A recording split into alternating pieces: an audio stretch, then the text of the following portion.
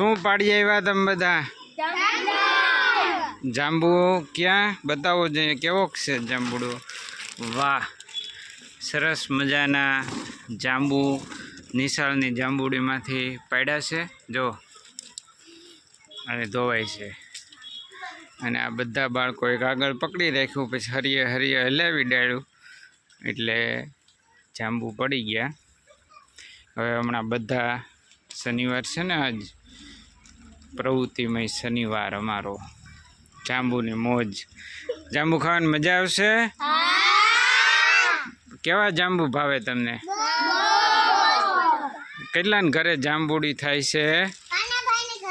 હે, તો આજે આપણે નિશાળના જો ઝીણા ઝીણા મસ્તીના જાંબુડા ખાવાના છે. જો મસ્ત છે.